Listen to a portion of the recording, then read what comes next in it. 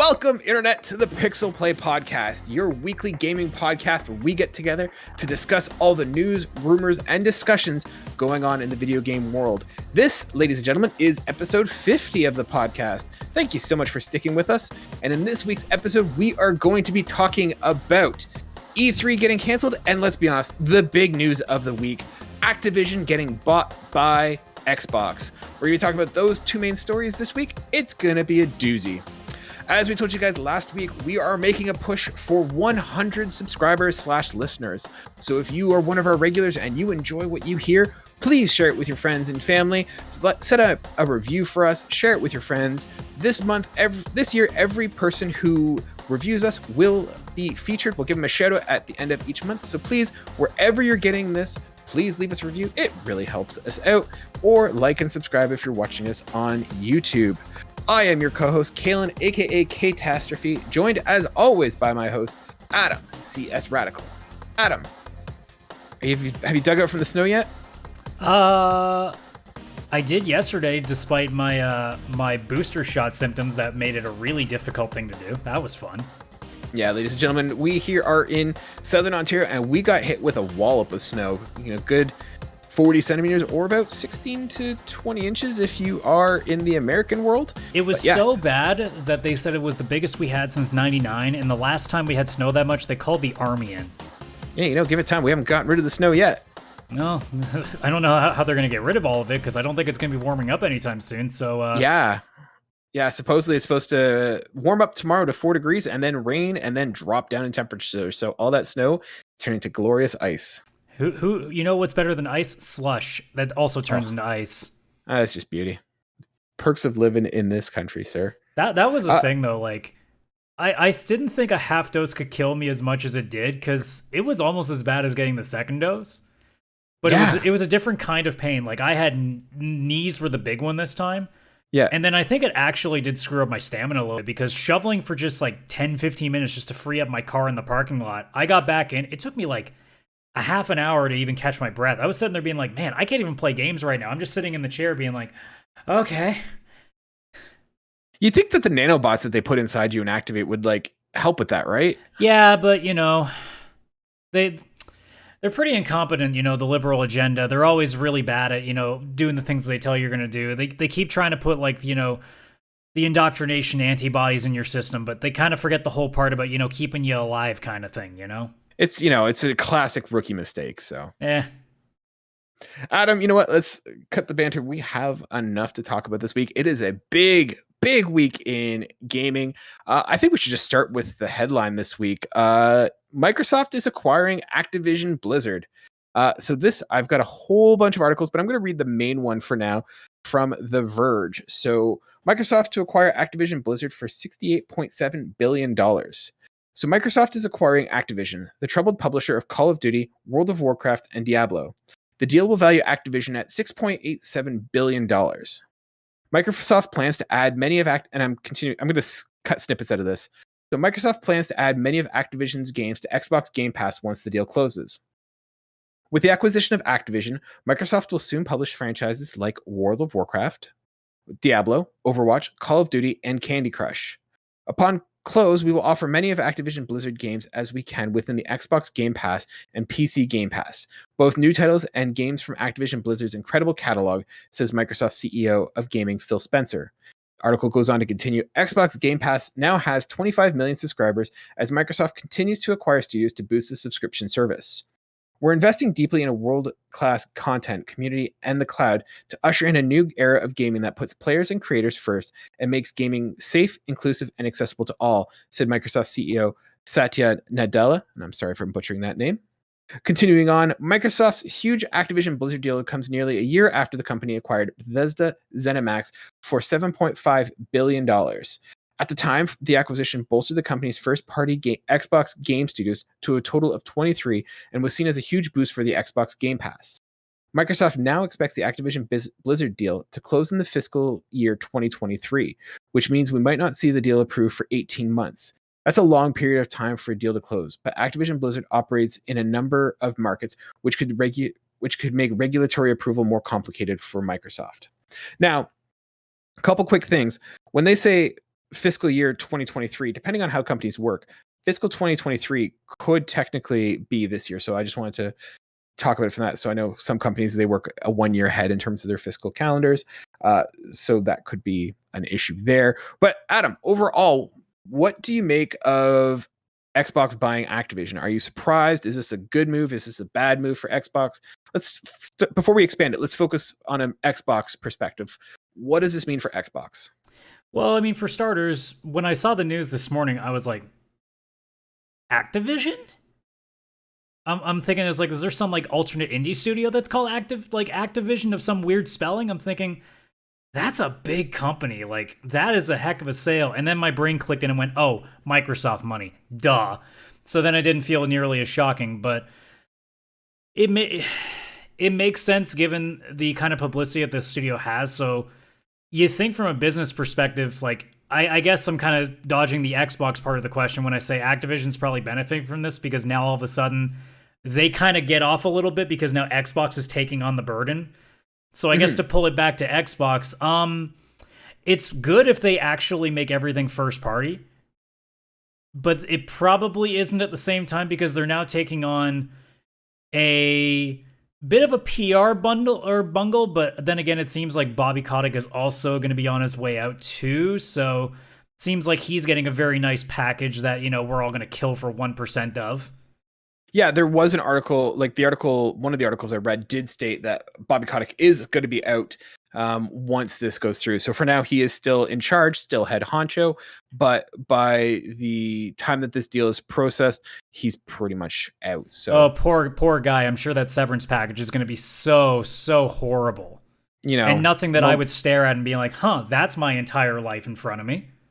Yeah, thoughts and prayers to Bobby Kotick, Yeah, I know. Good luck. Poor piece of shit bastard, I know. Yeah, don't let it get on the way out.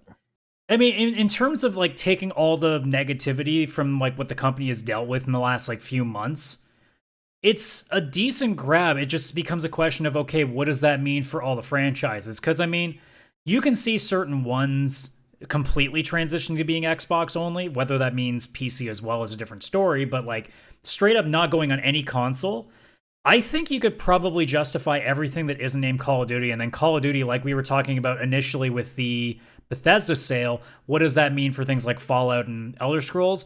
I think if there's any series that definitely is going to get that question, it's going to be Call of Duty, because that is a system seller in any aspect.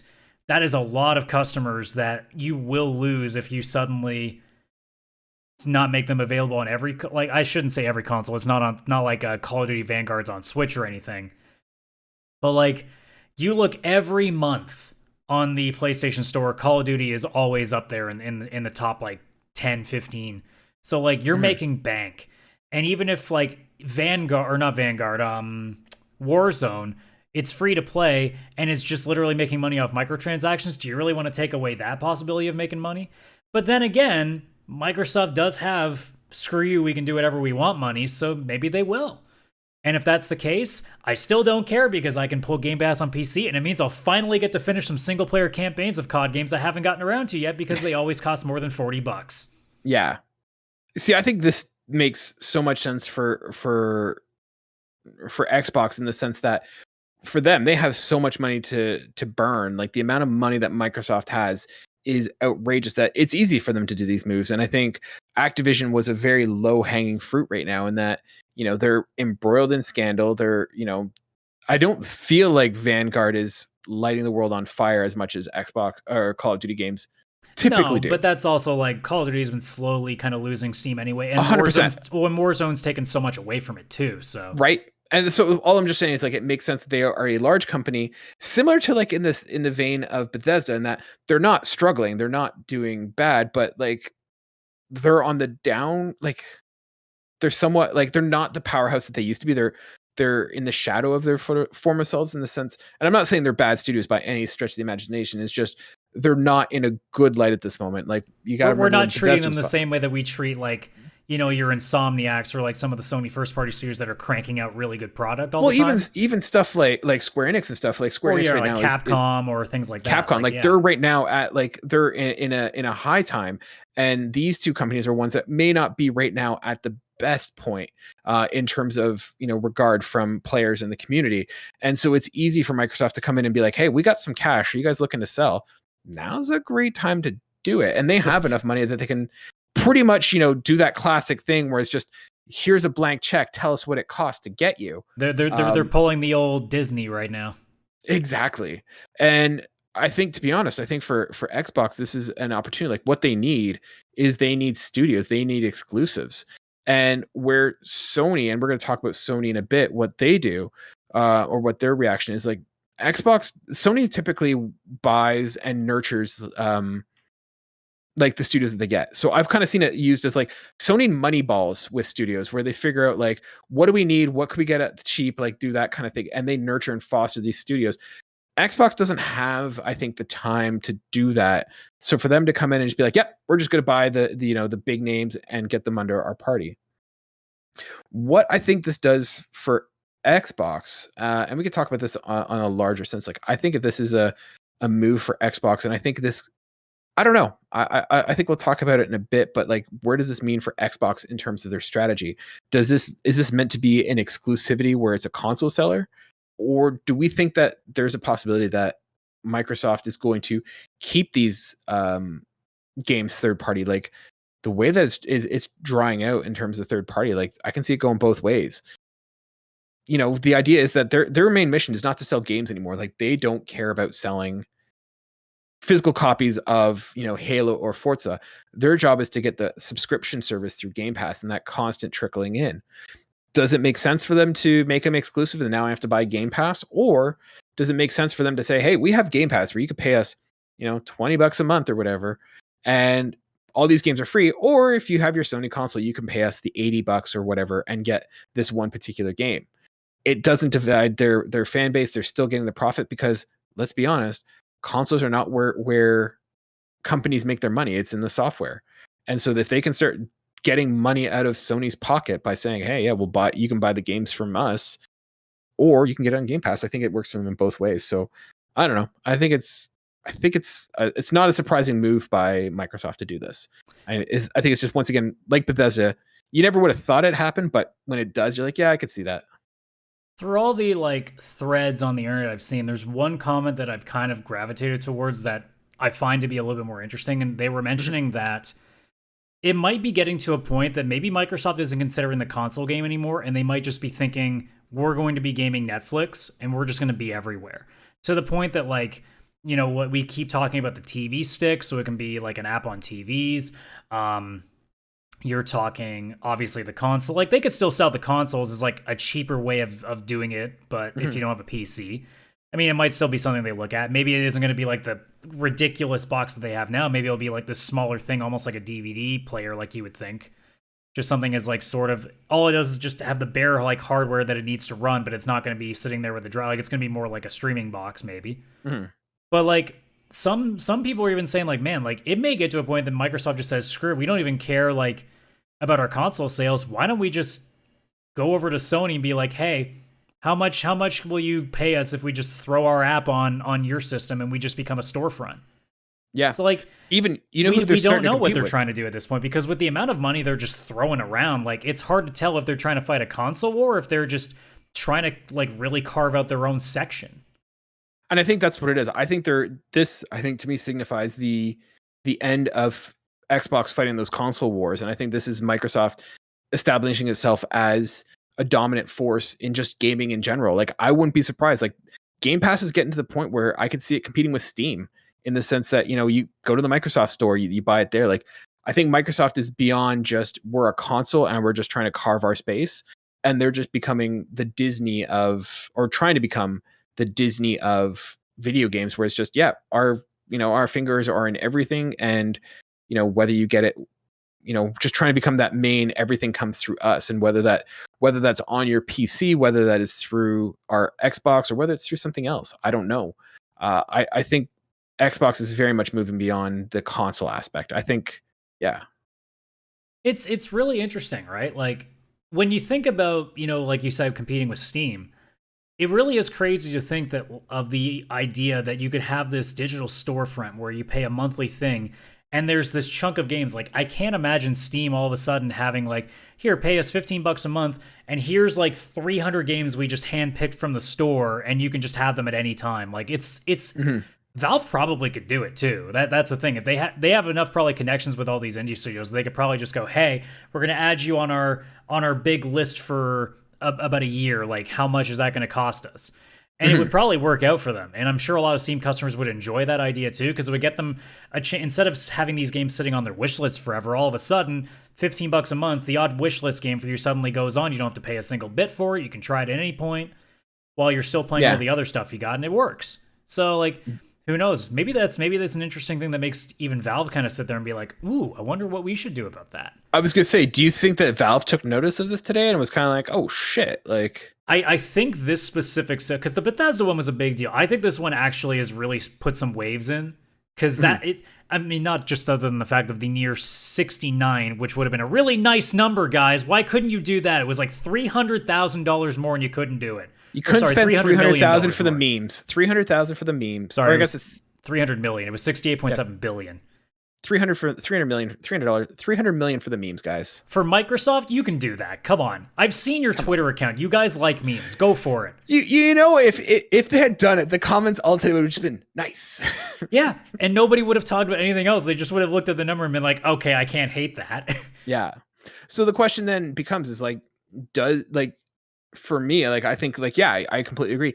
Bethesda, it's like, okay, that's maybe just an impulse purchase where they're walking by and they see the garage sale and they're like, oh, I don't have one of these. I'm going to pick them up for a sweet, crazy thing is $68.7 million is $1 billion is a garage sale, but when you have Microsoft money, it might as well be. That's what Bill Gates has lost in the couch. Like, you sit there and think like that was the garage sale. I guess they must have gone to a flea market and found Bethesda just sitting in the bargain bin, Yeah, exactly. No, but it's just, I think, yeah, you're totally right with Bethesda, like that one, like we all were caught off guard by like, oh, but once again, maybe it's just one of those, sweet things where they just kind of like, are you guys interested? And they were like, yeah, but now this is clearly a strategy for Xbox. And I don't think that this will be the last acquisition we'll hear this year. I don't think so either. My brain now is though at a point where I don't want to see another like major name. I don't want to see like, I don't think it would be an EA, but I don't want to see like a Ubisoft, or I don't want to see even something like a Capcom or a Square Enix. I don't want to see that shit from Microsoft anymore. Like, I'm getting to the point now where I'm getting in the same vein that I am. Even when Marvel was bought by Disney, or sorry, not Marvel was bought by Disney, when Fox was bought by Disney, and everybody was like, oh, X-Men and all them, they finally get back to Marvel. I'm like, yeah, but Disney now owns Fox. Cost? Like, do we not see the problem with that? Yeah. And now I'm in the same way where like everybody's like, oh, that's so cool. Like you can all of a sudden have all this on Game Pass. And even in my head, I'm like, yeah, having all of Call of Duty games all suddenly on Game Pass would be pretty cool. But then the other part of me goes, do we not see a problem that like another major company is now a part of an already bigger company? Like, do we not see the issues here? I know that we're kind of just sitting in the last like 2+ years of a pandemic, just basically like completely rid ourselves of any care about what happens in the world anymore. But like, man, capitalism is screwing this up really badly. And I'm worried that like it's going to get to a point where Microsoft is literally going to be going to Sony on their dying like last breath and being like, look, here's $250 billion. How do we just take this problem off your hands, Yeah.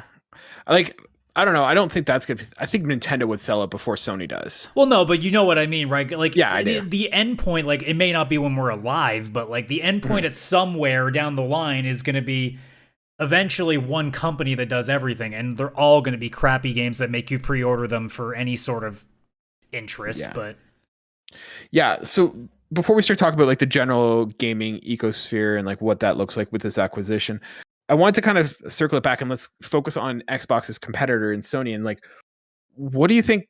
Do you think Sony's worried about this? Do you think this is something that Sony should be worried about?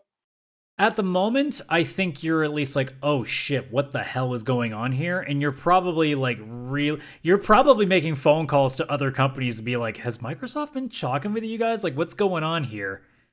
Yeah. And then, but like right now, I don't know if they're still that miffed because they're still looking at their business model and it's working the way that they intend it to. So I'm not sure if it's like panic mode, but I think they're now like, if they weren't already with the Bethesda sale, I'm sure they're now sitting there being like, okay, we see what's happening. Yeah, and I think that's a huge issue for. I'm sure there was an emergency meeting called. Oh yeah, they definitely had a huge unless they already meeting knew ahead today. of time. Because God, you know the industry people like talk to each other. You know that this was probably heard with like there were probably rumblings for a while. Oh yeah, It just we're the wasn't last reported anywhere.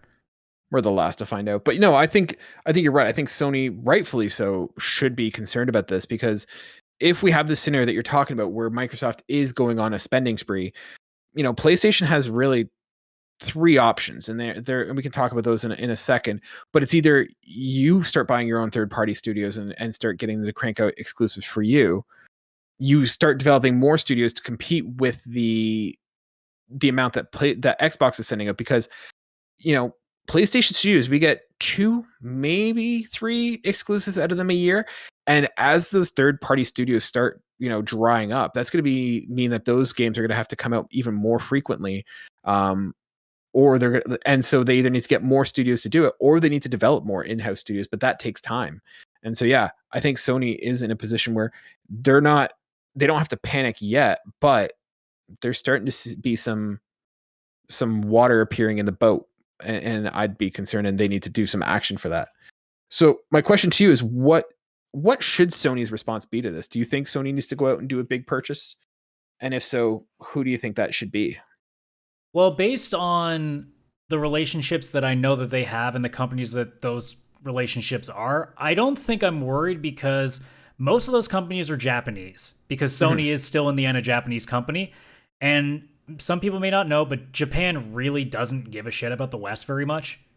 So like if any Japanese company like a Capcom or a Square or why am I blanking on some other ones, but or like Bandai Namco or things like that, most of those companies that Sony kind of gets by on pretty well, or even Sega for that matter, companies like them, they're probably more likely to either stay out of it, or if they had to, they would go to Sony first, or even Nintendo, I think, before Microsoft, because they're really like, I don't know if proud is the right word, it may just be stubborn, but like they're more of the we want to stick in Japan sort of deal, and I don't think Microsoft's never really had a foothold there. Like Xbox has never done very well in Japan.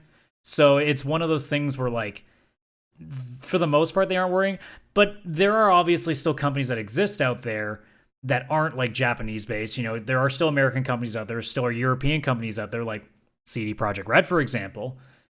There are you know that has to be one that is currently being marketed by at least Xbox. Well, I'm sure their own shareholders of CD Projekt Red might be doing it too, because with the nightmare that they think is incoming, they might as well say, "Hey, why don't we just sell high while we can and just make it somebody else's problem?" I wouldn't be surprised, honestly, if there was any name that I wouldn't be shocked to see Microsoft's next acquisition. I think they're the ones right now. I mean, I'd have to go through the list of like major companies, but like if I had to really throw a dart at the wall and guess, like I think CD Projekt Red might be the next one in line at that point. Yeah. Sorry, you were going on about you were saying about the Japanese studios probably more likely to stay with Sony and not go to Microsoft. I mean, realistically, like I think what they probably would be doing is immediately calling Square, because I think that's their big one. Because I mean, it's always been their bread and butter. I mean, they took Final Fantasy away from Nintendo way back in the day, and and even though I do have my disdain for like the future Final Fantasy games that keep coming out and always disappointing me, it's still a thing that like people will gravitate towards. And if they can get like some real money behind it, or even some real like extra leadership and oversight, and like actually like really plan some stuff out, even a different voice in the room, like you never know what you can pop up with those. I think there are also other companies you could even have work. I don't even think you have to necessarily like sign them to. You can just even have like working relationships where you have like a contract saying like, "Hey, you're exclusive to us, but we don't own you. We're not going to make you do whatever we want to do. We're just saying, hey, we have an agreement here. We're paying you this much, and you're just going to make sure that everything you sell right now is going to be on our platform." I think that might be an option, because Sony obviously doesn't have the same kind of money that Microsoft does to just literally throw $70 billion at a wall to try to buy somebody. But I think Sony would have the money to go to like, say, Square and be like, "Hey, how much we got to offer so that anything that you publish right now goes on our platform and our platform only?" Yeah, I disagree with you in the sense of you saying that the Japanese studios would primarily like not go to Microsoft. You know, money, you know, it's universal in the sense that at some point it's gonna be enough that regardless of what they want or feel, they'll just be like, yeah, I'm gonna take the money and run with it. So I don't think that they're necessarily safe just because they share a heritage with Sony. So I think, yeah, Sony needs to be cautious and concerned, and the idea that they don't necessarily care about the West. I think this is a blind spot for Microsoft in that they do need more Japanese games to get to that Japanese or Asian sort of. I mean, look, if they buy a studio from Japan, like let's say it's Capcom, let's say it's like that would be a big splash. I will be honestly shocked if that happens. And it has nothing to do with money, because like I know from like various different shows and different interviews and all these things that I've seen over the years, like Japan really, really sticks with their own. And like money can talk, but like they'd rather take a little less doing what they think is right for them rather than taking the most money that's on the table. So I think people really do underestimate how much like culture and heritage is a big deal to them. So I think don't undersell that either. But you may be right. Like if Microsoft just kicks the door down at Capcom's offices and throws, let's say, $25 billion, I don't know what the number actually would be, but like you throw an absurd number in, sometimes you can't ignore it. Yeah. No, I'm not saying that they don't have an uphill battle. Like I don't think they have that natural relationship and that history that would kind of endear them necessarily to go over. Like you say with Square Enix and Sony, they don't have that partnership and that history. But like I said, you start bringing the truckloads of money, you don't stop until they say yes. I mean, I think that's going to happen. For Sony, I think that they do need to focus on getting a couple more studios and making sure that they are having not even exclusives, but at least locking it down so that they know that they have those third party games. And I think I was talking about this on our Discord. Feel free to join us at any time. We have a Discord going all week where we talk about these kind of things outside of the show.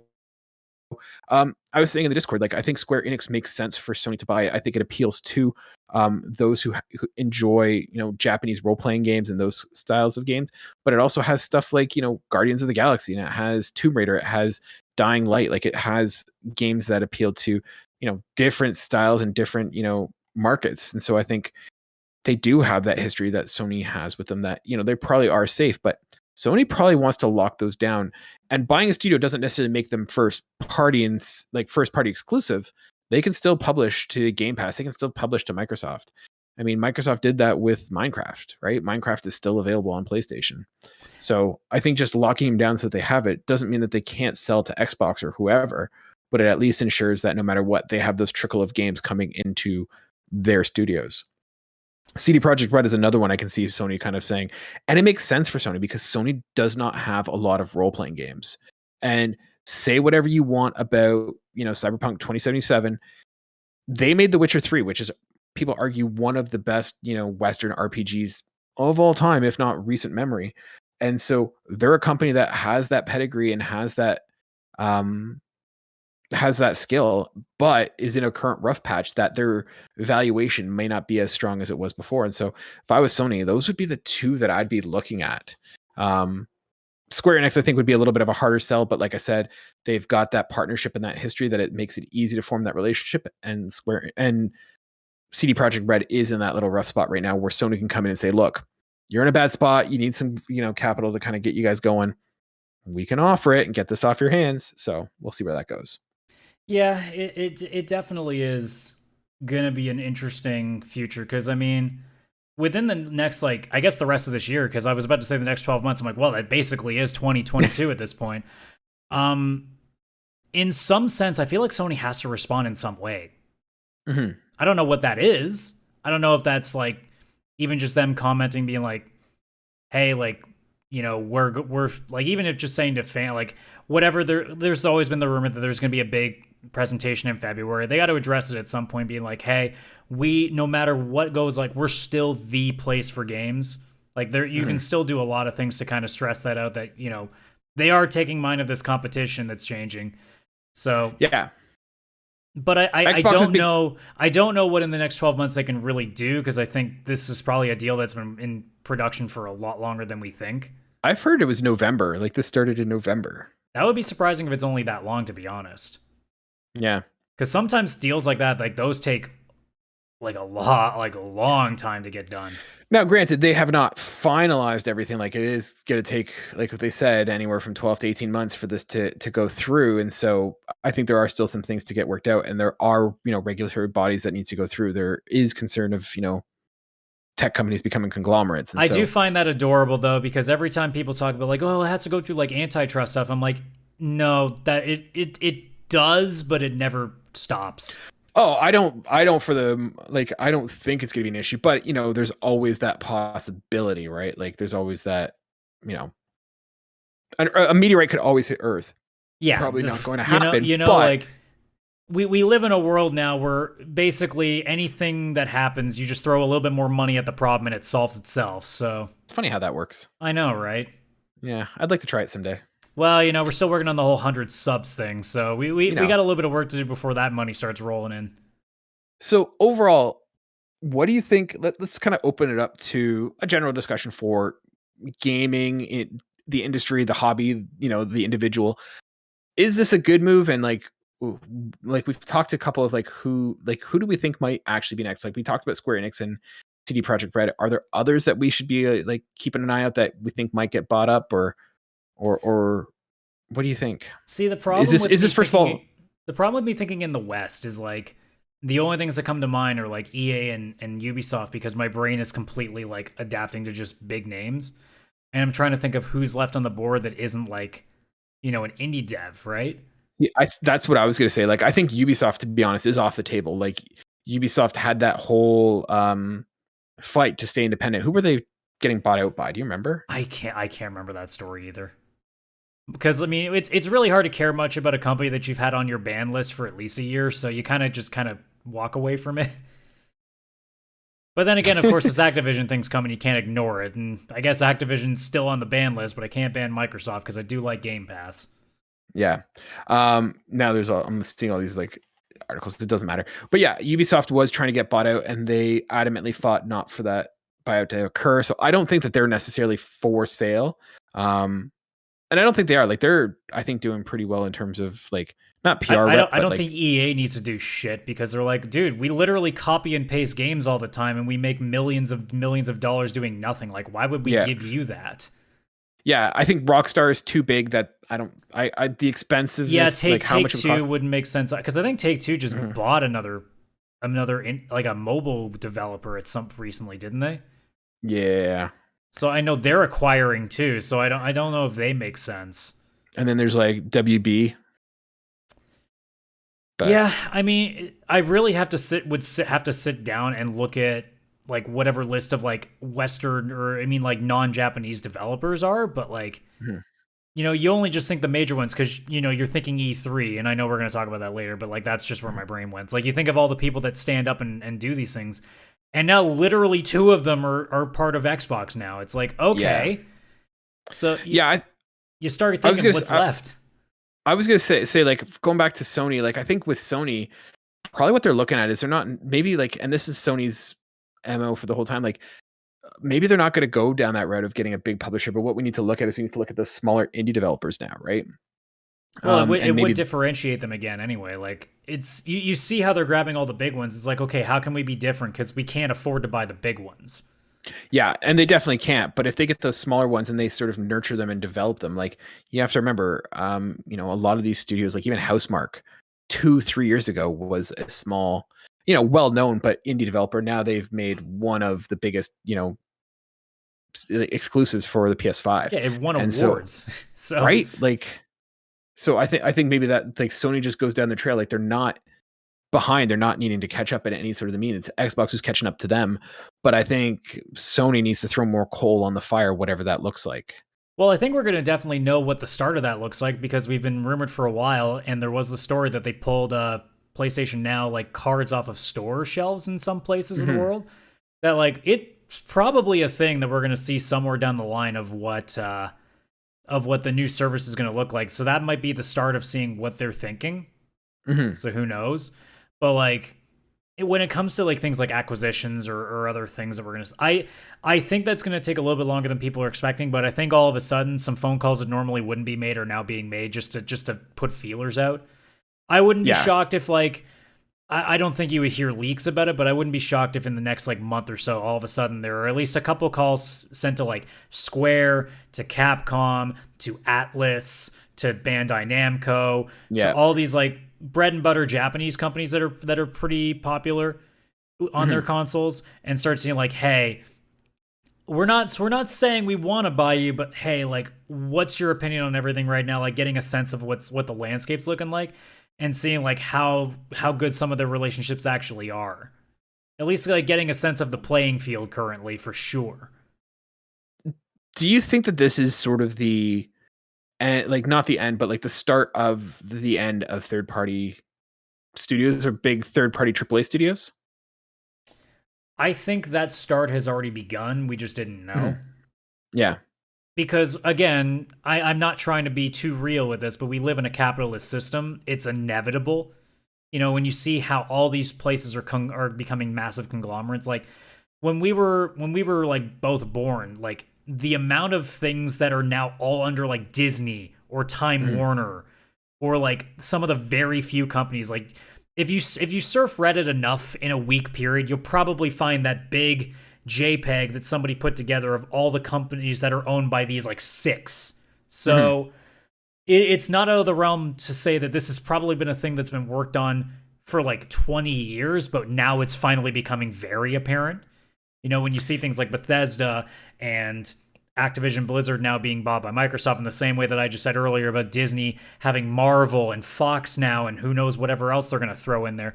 Like, there were the rumors for a while that Sony was going to be bought by Apple or Disney or whatever. So, like, who knows? But that system has been going around for a while. It's just now we're finally getting to see those plans starting to hit their fruition point, and it's only a matter of time until we see how much deeper that rabbit hole goes, because I don't think it's stopping here.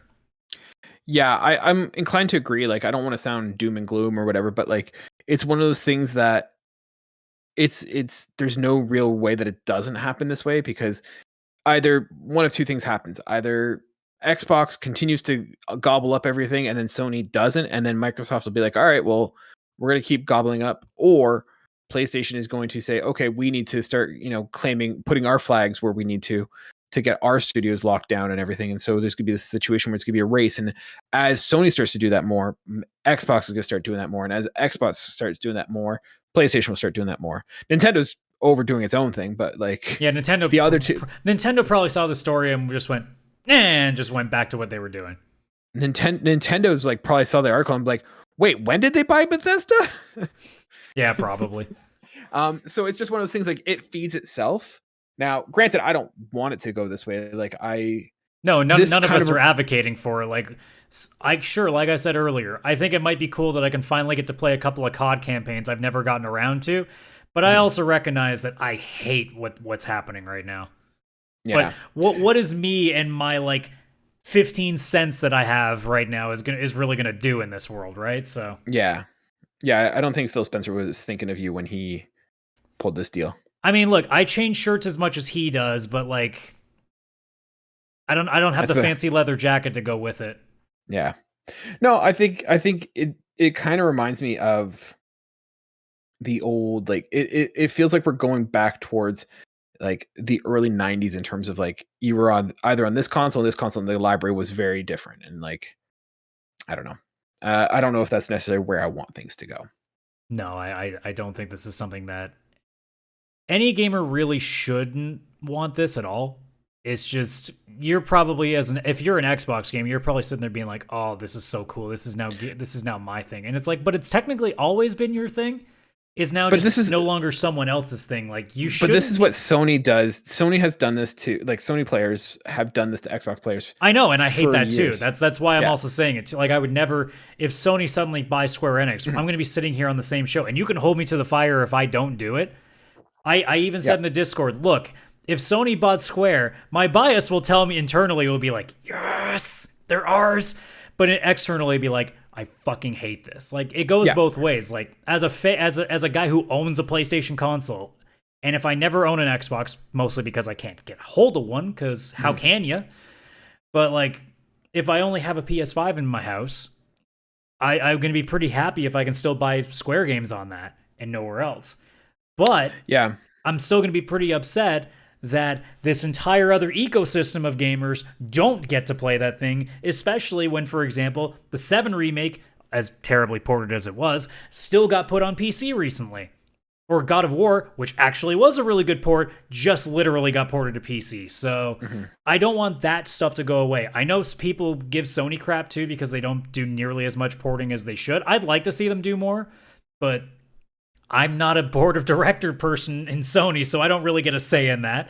I mean, I could just say, look, I'd like all the Uncharted games tomorrow to be on PC and on Xbox, but that's not how the world works. And Microsoft clearly goes, well, we don't want any of these things on your console either, so yoink. Yeah. One thing I didn't bring up in the document is that Microsoft did say that Microsoft, for the time being at least, does plan to keep so it says Microsoft plans to keep making some of Activision games for PlayStation consoles, but will also keep some content exclusive to Xbox, said a person familiar with the company's thinking. I'll just say to players out there who are thinking or who are playing Activision Blizzard games on Sony's platform, it's our intent to pull community to not pull. Sorry, it is not our intent to pull communities away from that platform, and we remain committed to that, Spencer said in an interview. And so this might be, like I said earlier, where Microsoft says, yep, it's all available on Game Pass. Come pay us that nominal fee and you're good. Or it could be a situation where they say, nope, we are going to take it away. And yeah. Well, I think the argument is like the same thing with, say, Deathloop, because it was already contracted to be on Sony. So it could be, oh, well, this COD was already in production to be on PlayStation, so we'll keep it on that. But then when the next one goes into production, we're not announcing shit for it. It's just going to be an our thing. I mean, because Warzone's already on PlayStation, no point in taking it off stores. Look, that's a waste of money right there if you take that off the shelf. So, do you think though that maybe we see a situation where, like Starfield, for example, Xbox exclusive, it's Xbox exclusive for like 1 year, 2 years, or whatever, and then a couple years down the road, it's like, all right, hey PlayStation, here's your, Starfield is now on PlayStation 6 or whatever. I think that depends on how different in the next couple of years either Game Pass subscriptions are, and B, how many sales they're making of the game normally. If it's under like what they were hoping for, then maybe they could be like, all right, in enough time, why don't we throw it on this other store, generate a bunch of buzz for it, and we'll make some more money hand over fist on this thing. Yeah. But I mean, we had that conversation with Bethesda. I have no idea what they're thinking on this. I mean, if it was up to me, I would say, okay, look, you want to get your money in first, so make it timed exclusive for 12 months, or at most 2 years, I can understand. But like, I know that especially if it's a console, you can port that pretty easy to PlayStation. We're not talking PC, but I mean, Microsoft is making most of these to go both anyway. So like, I can't see it being an issue suddenly porting it to hardware that's pretty damn close for the most part. So, I mean, I don't see why they can't. I don't know what that will be, because it may be some games are wholly exclusive. Like maybe Starfield is Xbox only, but maybe Fallout 5, is maybe a year or two on Xbox and then finally goes off to wherever else. But again, we won't really know, because we don't even know if Xbox cares about the console game anymore, because we might find out in the next couple of years, like Game Pass might be literally on everything. We don't know. Yeah. There's a lot of things up in the air, and who knows where it's going to land. Speaking of things that are up in the air, really, it's not like it's more like maybe underground and like buried at this point. This was going to be the big story of the week until like 10 o'clock this morning. So there's rumors going around that E3's final grasp, the digital event, is a mess and will probably get canceled. So this is coming from Kyle Knight at DualShockers. So E3 digital event reportedly a mess and probably canceled. So the ESC recently revealed that the E3 2022 would not be taking place in a physical setting for the third year in a row. But now it's looking like the digital event is probably canceled too. E3's physical event cancellation comes due to COVID-19 pandemic still having a strong impact on society, with the world gradually embracing the digital era more and more because of the deadly virus. However, with so many publishers and developers opting to host their own digital showcases, the need for E3 has become questionable in recent years. Now it seems that there may not even be an E3 event at all for 2022, as an insider claims that it is a mess and probably canceled. The news comes from a reliable insider, Jeff Grubb, who recently uploaded a short video to his YouTube account discussing the E3 cancellation. As reiterated by Grubb in his video, the physical E3 event has already been canceled by the ESA. However, the state However, he goes on to say that digitally probably also canceled. So, Adam, one, are you surprised that the E3 digital showcase is canceled? Why do you think it got canceled? And what do you think like this means for? Are you kind of what are you thinking?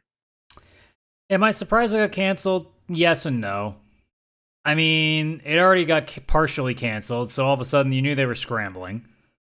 We've known for a while that E3 has been struggling to begin with, but at the same time, it generally doesn't take much to get a couple of developers together and be like, hey, you just want to put your streams on our channel all in a certain scheduled time. But the fact that it's canceled, I'm not surprised by at all, because I think it's started to become apparent that not only are a lot of companies realizing, oh, we can just make the video and click play on our channel and it works, or we go to Jeff Keighley, who seems to have a decent job of doing that himself, because he's now got the Summer Game Fest. He's also got the Game Awards, which people seem to watch a lot just for those trailers. And then you also have apparently IGN, who just gets tons of views on all their stuff that they're putting together these days. So I think a lot of developers, especially the smaller ones, are looking at it being like, we have so many other options that we can use and not have to go to the ESA, who quite frankly are really in over their heads now, because they think they're so high and mighty that they think that they're going to be able to get everybody just because they're the ESA. It's like, no. I think when we found out, like, I can't remember what that price tag was to get on that digital show last year, but we all looked at that and laughed. So I imagine after that, a lot of companies were like, all right, that's it, we're done. And I think that transferred into this year, where now a lot of them were already planning ahead of time of what they were going to actually do. And then when the ESA came and called, they were like, we'll think about it. And then when they said they canceled the full show, they're like, oh, we don't care. Then we can press play on a video ourselves. We don't need you. Yeah.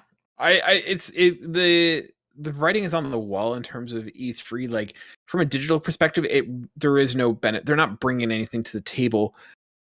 The thing that I have, like, once again, going back to the benefit of the gamers, is that, like, no offense, I don't like the Summer Game Fest kind of strategy that we've done for the last year or two, where, we get a bunch of press conferences. Like, Ubisoft did 2 last year. Like, they did 2 different ones and they were both mediocre.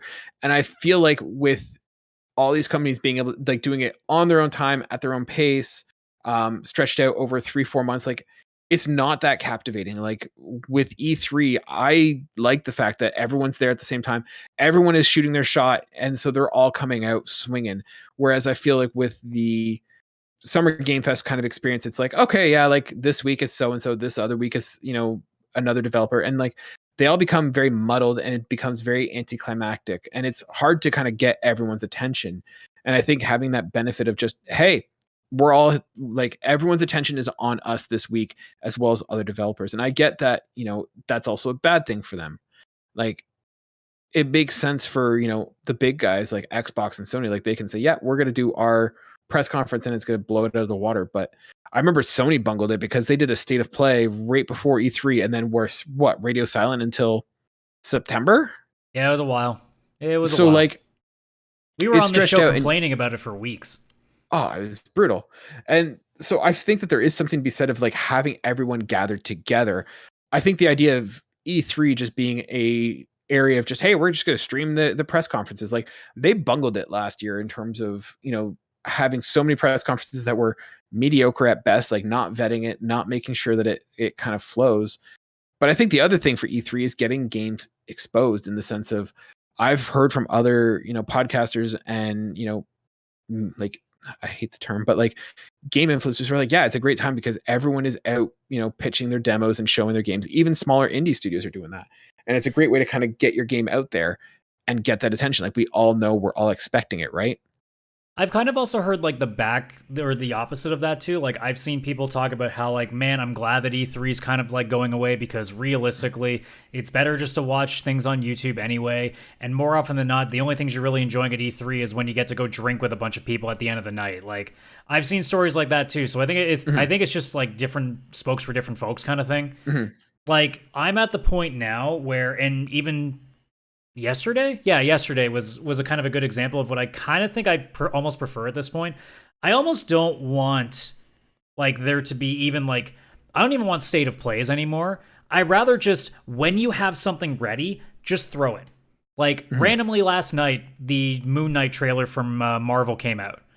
And I was like, oh, I've been waiting to see when this was coming. And all of a sudden I get to watch that trailer, enjoyed it, and now I can move on. Whereas, you know, we always zero in on this day and we're talking for like months about all these things we expect. And then when they don't happen, we get pissed. Whereas, like, if Horizon Forbidden West is ready to get announced, boom, it just shows up and it sets you off. Like, it's that kind of stuff that maybe I'd rather have instead of, you know, looking forward to X date that is like, for example, like I said earlier, February apparently is going to be a big day for a Sony package. But every time we hear stuff like that, Sony comes out with it and we're underwhelmed. So like we're getting hyped up for nothing. I almost would rather it just be, hey, when something's ready, we'll just, you know, we'll figure out the date that we want to press play on the release date on it. I almost feel like that might work better because then we're not hyping ourselves up for nothing. We'll just know ahead of time what we're walking into. Now, if we're talking indie developers, I think that's different.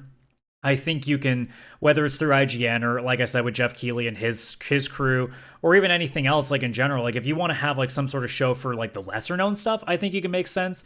But like for Sony or Square, like for any major like title that we know about, I don't know if it needs to be this big extravaganza anymore. Because the way that we kind of take media in, it feels almost like it'd be better off if like the next big trailer for Final Fantasy 16 or Uncharted 5, if it ever is in existence, it almost feels like it'd be better if it just appears, because then it just blindsides people. It gets people talking in that moment. The one problem I have, and you kind of highlighted it right there, is that by doing it that way, is that it disincentivizes kind of coming up with new IP, right? You're just talking like when the new Uncharted 5 or when, you know, the new Final Fantasy comes out. But with doing those but like if another studio from Sony is working on like a new IP, same deal. Like if we know it's from on Sony's channel, like we're like, oh, what's this new thing PlayStation's popping out with? I don't know if that's necessarily the case. Like it's not going to get as much traction, but if it's like, hey, we are doing a good state of play or whatever the heck what was that one called that was the actual good one? What the showcase thing or whatever they did? Yeah, PlayStation Showcase. Like the showcase. I think if you want to do one of those at like one point every year, fine. But like the whole rest of the year, if you got something else that you don't want to save for 7 months, like just throw it up when you got time.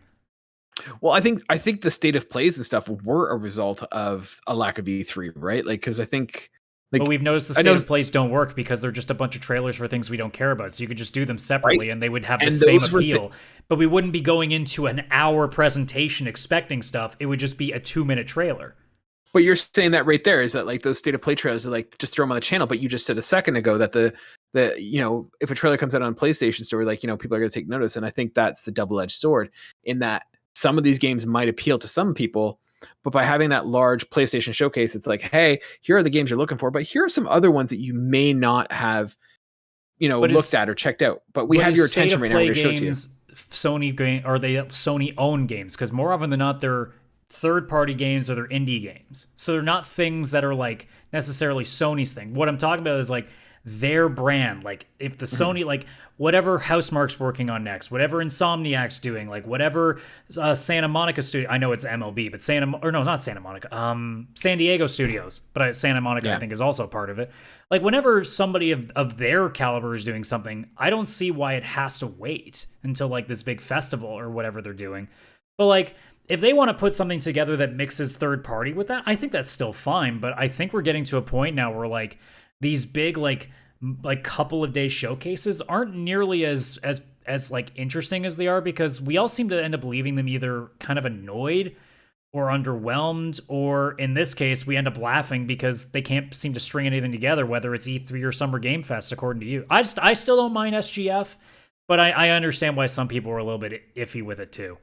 But I feel like, and we're talking a lot about Sony right now, but like generally I felt like a lot of people last year with the Summer Game Fest and the year before, like, were kind of like, and E3 was part of this, was like, it was all very underwhelming. And I think that's a result. Like, I think people are forgetting how those E3s were before the pandemic hit. I don't think E3 translates well into a digital format. And so, yeah, it kind of makes sense for me that like, yeah, cancel it. I think it's better for them to cancel it, save the money, like kind of let stuff go and organically and see what happens, and then come back next year with an E3 in physical and see how that goes. And I think that'll be the deciding factor. Otherwise, I see just other, like, I don't know. I think that there needs to be a conversation had of like, what does this look like? Because I think this spread out kind of trickle of mediocrity from everybody, not just at PlayStation, not just, it's everybody. Ubisoft does it, Xbox does it, Nintendo does it. Like this trickle of just mediocrity to just constantly be heard and constantly be in the conversation doesn't really do anyone any favors. Like if Sony has a date in mind, like let's say out of pandemic or whatever normal is from now on, they have a set date that they're like, okay, we think that a bunch of these projects are all going to be in line with it. We've also been talking with X company. They got something ready that they're ready to reveal with us. And they can go, okay, so we know around this area is when we're going to be ready to do something big.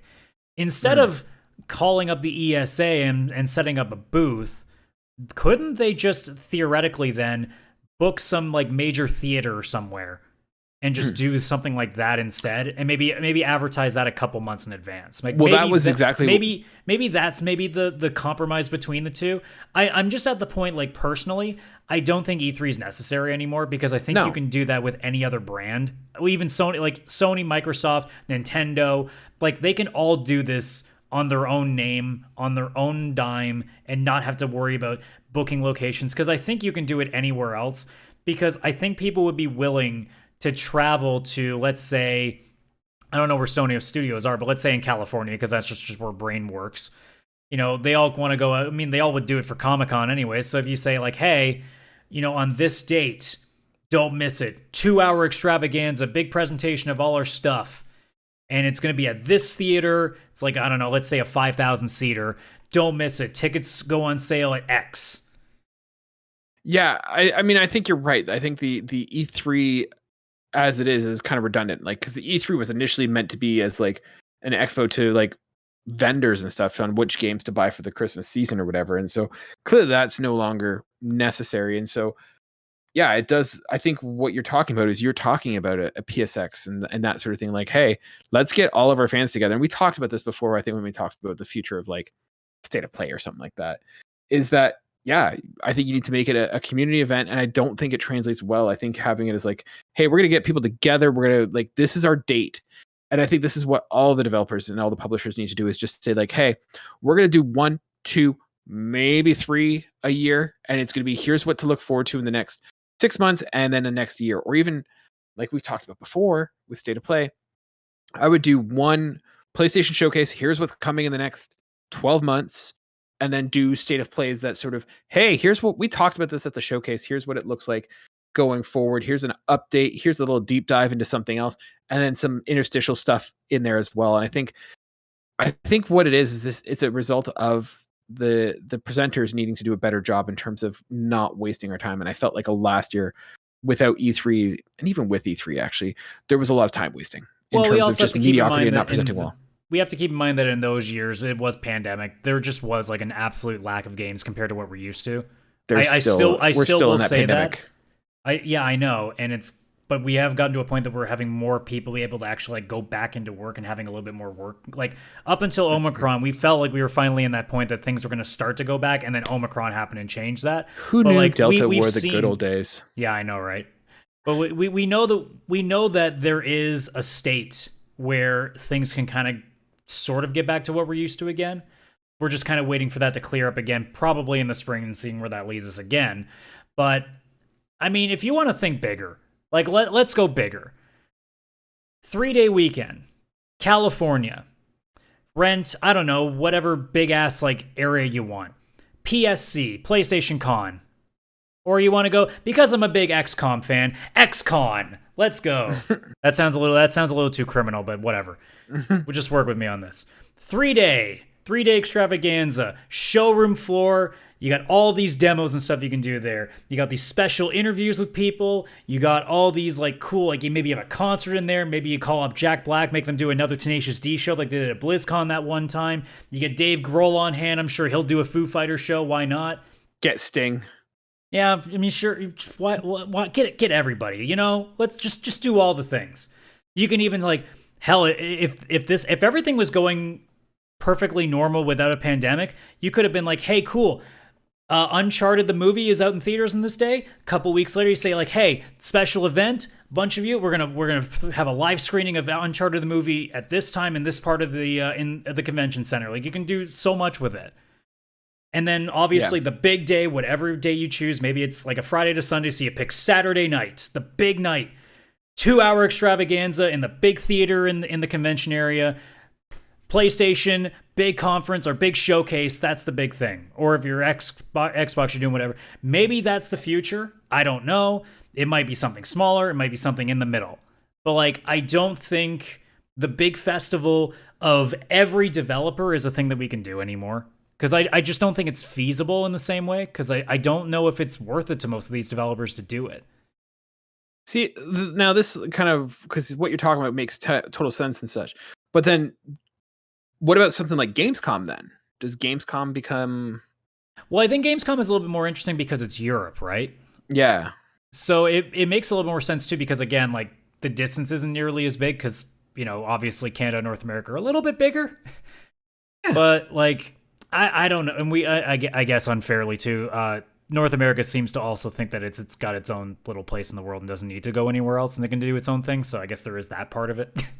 But I guess like what you're talking about is having this situation where you have everyone together. That sounds like Gamescom. And does Gamescom benefit and do they become the new E3? And is that where we get most of our... I don't know if they would become the new E3, but I think it would be like probably they could carve out their own segment too by having like more of the middling like AAA guys or having like more indie development in there. Whereas like, again, we're only just talking like Sony and Xbox because that's where our brains are kind of going. Because I guess EA can fall into that category as well. Maybe Ubisoft can maybe do something to that extent. Or maybe they just kind of play nice and just work with everybody, you know? But like in the conversation of E3 kind of dying, I think that's the more likely alternative is that, you know, our major companies, like even Nintendo doesn't even have to do anything on their own. They can just keep doing the Treehouse stuff they do. But, you know, I could see a scenario where, especially Xbox now with what they have under the umbrella, you know, they could literally just carve out their own like section of the US and just be like, here for this weekend, this is our shit. And if you're not an Xbox fan, go the hell away. This is our time. Yeah. But I mean, considering they're going to buy everything in the next 10 years, I guess it will be all on Xbox. Yeah. Yeah, I think I don't know though. Me, like E3 is just this. It's just this weird thing that like we were so used to 4 years ago, and all of a sudden we're talking about it like it's never going to happen again. You know, it's jarring, but at the same time, like the more you kind of logic it, it makes sense as to why it's been going away. Because it really doesn't feel the same, like, say, even 5 years. Like, actually, you know what? If I go back and watch the 2016 one for Sony, for example, the one where they were in the theater and they had the live orchestra through everything, like, I could probably watch that and be like, that's what I remember E3 being. And then I could watch, like, 3 years later and be like, yeah, this is not what I remember. Like, the last in-person E3, I don't remember being that good. Yeah, that was the one, that was the Ghost of Tsushima one, was it? Yeah, the one where they were in that weird, like, small set building. And it was like 40 minutes because they had to like shuffle everyone over to different rooms and stuff. Yeah. Yeah. Yeah, I think for me, I think this is the last. I don't think it's dead yet, but I think this is like the last. If they don't come back next year, because they're going to be losing a bunch of revenue in the sense that, you know, they're not like they've already put work into E3. Like they've been planning this since the moment last E3 canceled. And so they're going to be losing revenue on this. Like, I don't know. If E3 can't come back and blow us away next year, and I don't know if they can next year is at this point. I think a lot of companies are also starting to realize that they don't need them as well, and that's going to hurt as well. So like, it'll be hard for E3 to come back from this. But I mean, I grew up with E3 being there was 2 times of year that I look forward to: Christmas and E3. And it's like, I'm used to that. I grew up with that. And so to kind of see it go away kind of sucks. I think that's why we're also taking this a little bit differently, because we grew up with it. Whereas I'm sure people that are just like high school age, they probably could care less if E3 goes away, because they're probably looking at like what Marvel does when just things show up, or, you know, all these other things. And they probably are more interested in that, because that's kind of why I've also thrown that out there, because it's kind of becoming the norm everywhere else. You don't see the big event that all the that all the Marvel trailers are all coming out at the same time. Like I know DC did like their little special thing around the Summer Game Fest or whatever time they did. I know that Star thing Wars was. does it too. Yeah, Star like Wars does it. they do carve out their own things for some occasions, but and Disney at the does same like time, the Disney doesn't Disney do like their own little convention thing? maybe, I've seen but those things. I don't keep up with it very well. But like more often than not, when I see like reveals for stuff, it's usually just kind of out of the blue, and it just kind of just makes waves and goes and it builds. So I don't know. Maybe that's our future, and we're just gonna have to kind of learn to get used to that in the way that we grew up with E3, and that's what we were used to. It's hard to say. We're also still trying to make decisions in a world where we aren't even in a normal setting right now. So it's. We'll probably keep saying this every time that we talk about E3 until it finally, gets to try to be back to normal, if it ever does. We're asking something of a convention basically that can't do what it usually does. So it's hard to really say whether it's dead or not because it hasn't been allowed for 3 years to actually do what it does. So in the end, it's hard to say. But in the end, like you said, there's been enough time now that I think companies are realizing that they don't need to anymore. So why bother? And maybe the new normal when we come out, both in pandemic and in gaming trailers, is just maybe going to be different now because of that. I hear you. Adam, I think just like E3, I think this topic is dead for now. Let's wrap up the show with always trophy stumpers. So last week, I think, was the first one that we stumped you on. Sort of, because I did technically mouth it. I did technically say the words and then completely switch. So yes. All right. Okay, so are you ready for this week's? Ladies and gentlemen, if you are unfamiliar, Trophy Stumpers is where I come to Adam with 10 trophies from a particular game, and from there, Adam has to guess what it is. Adam, are you ready? Well, after I said I wasn't going to lose again, well, now all of a sudden I'm like, am I actually ready anymore? All right, ready to go? Well, we'll see. We shall see. All right, clue number 1, Seeker of Lost Maps. That already sounds... Oh, Seeker. Which game am I already thinking of that falls into that? All right, keep going. Okay, just a second. Let me write this down. Full Billow. Full Billow. Okay, that throws me off the trail. Full Billow.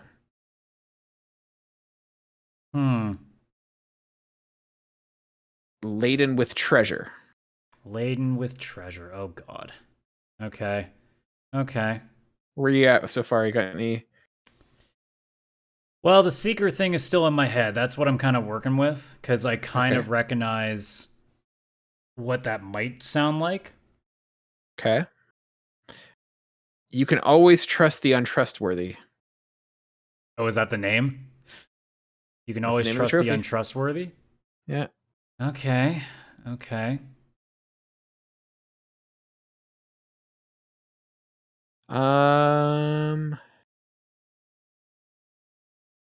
Next trophy is, but you have heard of me. Oh, God. This is making me go nowhere.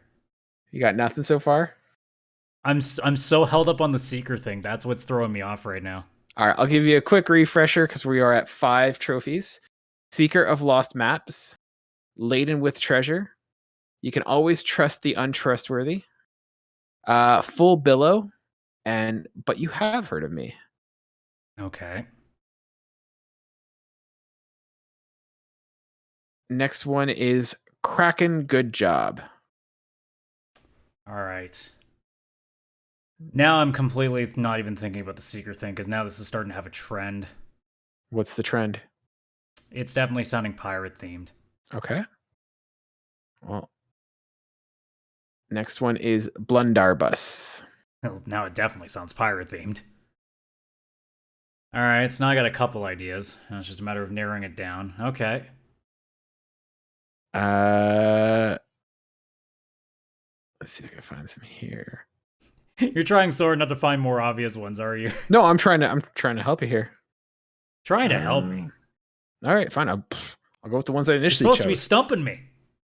All right, next one is A Titanic Assemble. That's a good pun. I like that. This one has an amazing trophy list. Okay. What's that, 7, I think that is so far? You have 2 left. Ooh, okay. Okay. Last one is 9th is you fight like a merchant. Okay. Ready for the last one? Yep. I want to be a pirate. All right. So I had a couple of guesses. What do you think, George? What's your mind thinking? Well, the Seeker thing threw me immediately to, I think it was Assassin's Creed. Why am I blanking on which Assassin's Creed it is? What was the one that Cassandra and was in? Why am I blanking? Not Valhalla. Cassandra, that was Odyssey. Thank you. I was like, yeah. Wasn't Seeker using that, or am I also mixing up my games? You're thinking Harry Potter. No. Didn't they call somebody in that the Seeker, or am I mixing up my? Know. I may be mixing up games entirely. That's gonna bug me now. Now I'm gonna have to figure out what game has to do with the Seeker. But I'm sure the Seeker comes up so often. I'm sure, it's not a unique kind of. Well, it was a specific name that you were called as the main character. It might even be something different. It might even be something else, and I'll probably end up researching that and be like, "Oh, really? I was thinking of this game. What the hell's wrong with me?" So I had Assassin's Creed in my head, and then you started doing pirate stuff. I'm like, okay, that could be Black Flag, but then you never said anything at all that made me think Assassin's Creed. So all the other themes are pirates. Mm-hmm. And there isn't much else to choose from at this point. So the only thing I can think of that's without you like going way off the deep end, or way off the plank, if you want to go with that. I figured it has to be Sea of Thieves at that point, doesn't it? Is that your guess? That would be my guess. It is Sea of Thieves. Okay. Yeah, I was worried for a second there, but after a while, I wanted to keep it thematic with us talking about Xbox. So, but yeah, Sea of Thieves has a golden treasure trove, no pun intended, of achievement names. So like Dead Pirates Do Tell Tales, Hold My Grog, I Don't See Your Ship. What's some of the other ones? Tactical Chunder. What are some of the other ones? Yeah, I Want to Be a Pirate. Shopping for a Promotion. I'll Drink to That. What Shall We Do with a Drunken Sailor? Like, these are all gold. Hashtag Be More Pirate. And then they had one, it was Eye of Reach, which is like Pirate Eye. Yeah, there's some really good stuff. They're good. Like, there are some games that like you watch the trophies of and you're just like, they nailed it. Every time you're like, man, they killed it. It's done a great work there. So yeah, that is our Sea of Thieves this week's trophy stumper. Good job, Adam. You are back on the winning side for another week. Speaking of not on the winning side, the video portion of this thing, it broke. Where's the video footage? There's the video footage I meant to put on the screen. Jeez. I had it all set up. Why did it go away? Awesome, Adam. Well, you know what? This I think has been a great episode. And ladies and gentlemen, if you think so too, we'd really appreciate if you guys went wherever you guys are listening to this and leaving a review. As you know, we are trying to get to 100 subs and subscribers. So please, if you could, it'd really help us out. A couple of things to also note. Adam is now going to be starting to do live streams with you guys before the episodes go live. So we're going to start recording them through Discord every week at 8 o'clock, give or take. Me having a kid, it kind of throws off the wrench, but I get here as soon as I can. But Adam is going to be joining you guys 7:30 p.m. Eastern Standard. Is it 7:30? Whoa! Don't tell me what I'm doing. When are you? Okay, Adam at some point will be doing live streams with you guys before the episodes. Yeah, the goal is honestly like 7 o'clock Eastern. I want to try to do roughly an hour depending on when you get on. So like 7 o'clock Eastern usually is when I'll try to be on, unless like something bad really goes wrong. We'll mostly be doing like retro gameplays and stuff, like just some fun wackadoodle stuff. And then we wait for Father Guy over here to, kind of finish, being a dad and being super lame like that. Yeah. And then finally getting on, and then we'll do the show live at that point, which is usually somewhere around 8 p.m. Eastern. But yeah, twitch.tv/CSRadical until I can figure out how to like not painstakingly have 2 different channels on my same service, which has so far been a bit of a jump, and I don't want to do that. That's a lot of extra work. Yeah. That's like sitting down for like at least a few hours. But like, come on, like 15 minutes is so much easier. Yeah. Come on. So yeah, join us there if you want to be part of the conversation. Then if you want to watch us record this live, you could do that as well. But yeah, if this is your first time watching it with us, hope you guys enjoyed it. If you're one of our regulars, thank you so much for sticking with us. We really appreciate you guys. And if you guys want to be in touch with us more, we do have an email address. pixelplaypodcast@gmail.com is where you guys can go to email us questions, comments, concerns, and we're happy to read them on the air. We are also on Twitter and Instagram if you search for us for Pixel Playcast. And we also have a Discord link, which is in the description or in our link tree. You guys can find us there. And we have a Discord that's constantly going on with some fantastic listeners, great discussions going on, and we would love to have you there as well. So feel free to join. As always, my name's Kaylan. I've been your host along with Adam, CSRadical. It's been a pleasure to have you, and we'll see you guys next week. Bye now.